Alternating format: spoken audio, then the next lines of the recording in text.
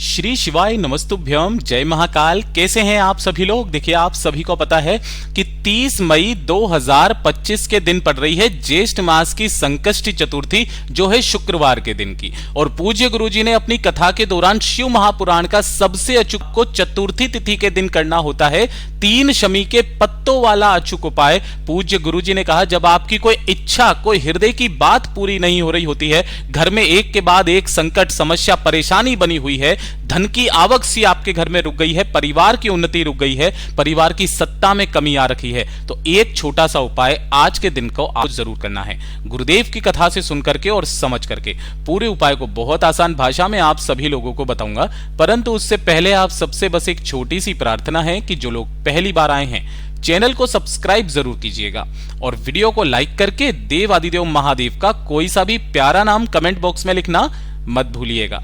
इस पूरे वीडियो में हम 4 महा उपायों के बारे में बात करेंगे, जो कि आपकी अलग अलग कामना पूर्ति के लिए सिद्ध होंगे। तो ध्यान से सुनना है और समझने की कोशिश करना है।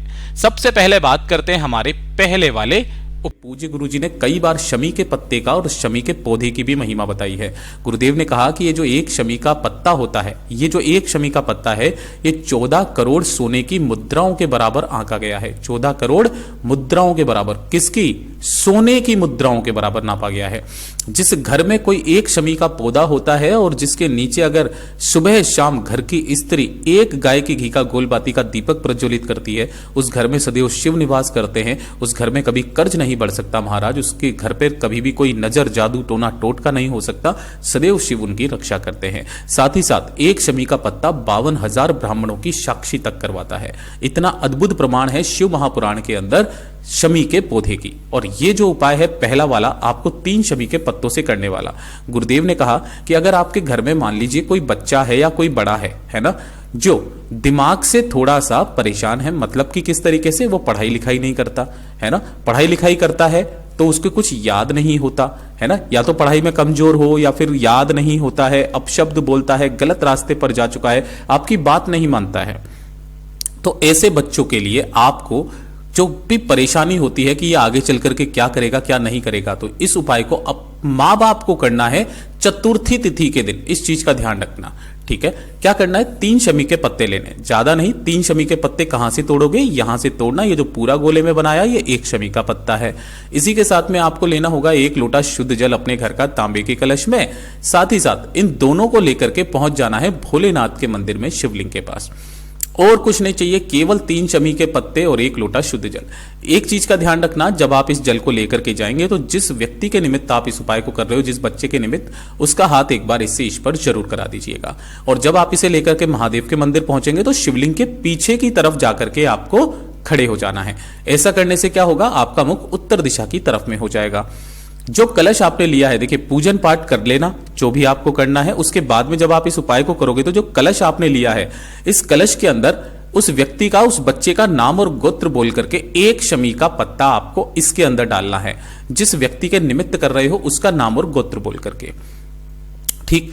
दूसरा जो शमी का पत्ता है, आपको भगवान गणेश जी के चरणाविंद पर समर्पित करना है, अपने बच्चे की या उस व्यक्ति की बुद्धिमता को बढ़ाने की कामना करते हुए, बल बुद्धि विद्या की कामना करते हुए। और जो तीसरा शमी का पत्ता है, वो आपको शिवलिंग से स्पर्श करा करके, ध्यान रखना यहां पर उल्टा होता है, शिवलिंग से स्पर्श करा करके माता अशोक सुंदरी के स्थान पर समर्पित करना है। बस ये इतना सा क्रम है। जब आप धन प्राप्ति के लिए या किसी भी कर्ज मुक्ति के लिए करते हो तो अशोक सुंदरी से स्पर्श करा करके शिवलिंग पर समर्पित किया जाता है।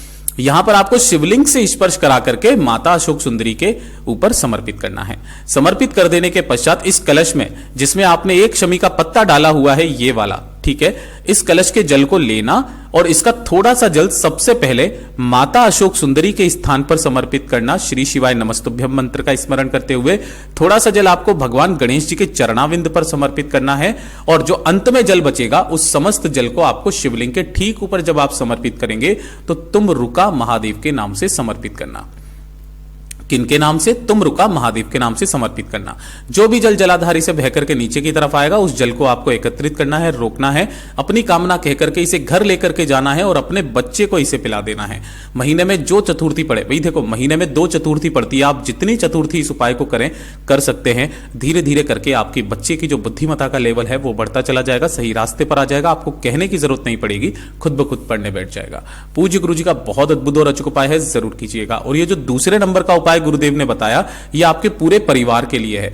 गुरुदेव ने कहा कि अगर आपके परिवार में बिल्कुल भी खुशियां नहीं है ना, बात बात पर आपके घर में क्लेश होने लग जाती है, सुख शांति समृद्धि दूर दूर तक नहीं है, धन की आवक से रुक गई है, एक दूसरे से बात करने का मन नहीं करता, लोगों के जो दिमाग हैं वो हमेशा खराब से रहते हैं, है ना, छोटी छोटी सी बातों पर क्लेश हो जाता है, कोई मंगल कार्य नहीं होता है, बहुत सारी समस्याएं जब आपके घर में एक साथ बढ़ जाए ना, तो चतुर्थी तिथि के दिन दुर्वा वाला उपाय करना मत भूलिएगा। यहां पर गुरुदेव ने कहा था कि जो भी दुर्वा लोगे, ये कौन सी लोगे? देशी दुर्वा, है ना, ऐसे अंग्रेजी वाली मत ले लेना, अंग्रेजी वाली कुछ इस तरीके की होती है, ठीक है। आपको देसी दुर्वा चाहिए, कितनी? 7 दुर्वा लेनी है। और इसका भी क्या क्रम है? आपको 3 गांठों वाली चाहिए, 3 गांठों वाली। कैसे गिनोगे? ध्यान से सुनना, मैं आपको बता देता हूं। जैसे ये दुर्वा है तो ऐसे करके पत्तियां निकली हुई रहती है, ठीक है, तो जहां से पत्ती निकली हुई रहती है ये गांठ होती है यहां पे, ठीक है। जैसे कि आप यहां पे देख लो, ये एक गांठ हो गई, ये एक गांठ हो गई, ये एक गांठ हो गई, ऊपर नीचे से बेशक तोड़ देना, लेकिन 3 गांठों की आपको 7 दुर्वा ले लेनी है। और 1 लोटा शुद्ध जल अपने घर का लेना है तांबे के कलश में। अब देखिए, जो भी आपने 7 दुर्वाएं ली है यहां पे, उनका आपको इस तरीके से गट्ठर बांधना है। अब गट्ठर बांधने के लिए लोग बाग क्या करते हैं, यहां पर उसे कलावे से बांध देते हैं या मोली से बांध देते हैं, किसी भी चीज से बांध देते हैं, लेकिन दुर्वा को कभी भी कलावे मोली धागे से नहीं बांधा जाता है। दुर्वा को हमेशा किससे बांधा जाता है? दुर्वा से ही बांधा जाता है। तो 1 एक्स्ट्रा दुर्वा ले लेना, उससे यहां पर आप इसे बांध देना, बांध दोगे। अब इस दुर्वा के गट्ठर को और 1 लोटे शुद्ध जल को लेकर के आपको शिवालय पहुंचना है। गुरुदेव ने यहां तक कहा कि अगर आपके घर में कोई शिवलिंग विराजमान है, आप वहां पर भी आप उपाय को कर सकते हो, लेकिन केवल चतुर्थी तिथि के दिन। यहां पहुंच करके आपको उत्तर दिशा, नॉर्थ डायरेक्शन की तरफ में मुख करके खड़े हो जाना है।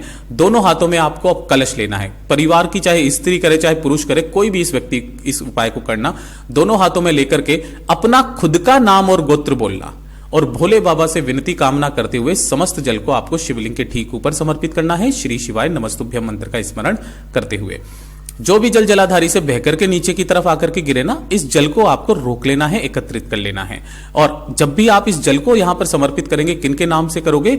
मयूर ध्वज के नाम से। किनके नाम से? गणेश जी का बहुत प्यारा सा नाम है, मयूर ध्वज के नाम से। तो ये वाला जो जल एकत्रित हुआ है ना, इस जल को तो आपको साइड में रख देना है इस तरीके से, यहां पे जितना भी जल आपने रोका है। अब आपको बैठ जाना है। बैठ जाने के पश्चात जो आपने 3 गांठों वाली 7 दुर्वा का जो बंडल लिया है ना, इसे अपने दाहिने हाथ में पकड़ना। और आप सबको पता है कि भगवान गणेश जी का जो स्थान होता है शिवलिंग पर, राइट हैंड साइड वाला ये हिस्सा होता है, यहां पर आपको उस दुर्वा को स्पर्श कराना है। और स्पर्श करा करके एक मंत्र का आपको स्मरण करना है, जो होता है ओम गंग गणपतये नमः। ठीक है, इस मंत्र का स्मरण करना है और उसे उठा लेना है। फिर वापस इसे स्पर्श कराना है, इस मंत्र का स्मरण करना है, फिर उठा लेना है। फिर आपको स्पर्श कराना है, फिर इस मंत्र का स्मरण करना है, फिर उठा लेना है। ऐसे आपको कितनी बार? 17 बार इसे स्पर्श करा करके इस मंत्र का स्मरण करना है, उठाना है। और अंत में इस वाली दुर्वा को उठा करके भगवान शिव की शिवलिंग पर अपनी कामना कहते हुए समर्पित करके और इस जल को लेकर के अपने घर पे आ जाना। लाने के पश्चात इस जल को अपने पूरे घर में कोने कोने में छीट देना। चतुर्थी जो भी पड़े उस दिन करना स्टार्ट कीजिए, आपके घर में खुशियां आने लगेगी। पूज्य गुरु जी का बहुत अद्भुत और अचूक उपाय है, जरूर कीजिएगा। बात करते हैं तीसरे वाले उपाय की, जो कि इस वीडियो का सबसे खास और अचूक उपाय है, बीमारी को लेकर के। अगर आपके शरीर में हमेशा कोई छोटी मोटी बीमारी लगी हुई रहती है, कभी जुकाम हो गया, कभी बदन दर्द, कभी सिर दर्द, कभी पेट दर्द, कभी घुटने का दर्द, कभी कमर का दर्द, बहुत सारी समस्याएं आपके शरीर में बनी हुई है, जिसकी वजह से आपका कभी काम में मन नहीं लगता। बहुत बार ऐसा होता है कि आप कुछ करना चाहते हो, कर नहीं पाते हो। किसकी वजह से? जब आपका स्वास्थ्य सही नहीं रहता है ना। तो अपने स्वास्थ्य को सही करने के लिए मैं इस उपाय को डेली करता हूं। कोशिश करो आप जितनी बार कर सको, कोई जरूरी नहीं है कोई चतुर्थी पड़े, कोई पंचमी पड़े, कभी भी आप इस उपाय को कर सकते हो। गुरुदेव ने कहा आपको यहां पर लेनी होगी 5 दुर्वा, चाहे कितनी भी गांठों की ले लेना, गांठों के बारे में गुरुदेव ने नहीं कहा। 5 दुर्वा लेनी है, 1 लोटा शुद्ध जल लेना है अपने घर का तांबे के कलश में, और 1 चुटकी लेने होंगे आपको काले तिल। ठीक है, तो जो काले तिल और दुर्वा ली है आपने, इन दोनों को इसी वाले कलश के अंदर ही डाल देना है और इस कलश को लेकर के भोलेनाथ के मंदिर पहुंचना है। अब जरूरी नहीं है कि मैंने आपको पहले बता दिया तो आप घर से ही डाल करके लेकर के जाएंगे, आप वहां जाकर के भी डाल सकते हैं, कोई दिक्कत नहीं है। यहां पर आपको शिवलिंग के पीछे की तरफ खड़े होना है, जिससे आपका मुख उत्तर दिशा की तरफ में हो जाएगा। दोनों हाथों में उस कलश को पकड़ना, इसका संपूर्ण जल जो है सबसे पहले आपको भगवान गणेश जी के चरणाविंद पर समर्पित करना है, फिर कार्तिकेय जी के स्थान पर, फिर माता अशोक सुंदरी के स्थान पर, फिर हस्त कमल के चारों तरफ जल समर्पित करते हुए अंत में समस्त जल शिवलिंग के ठीक ऊपर समर्पित करना है।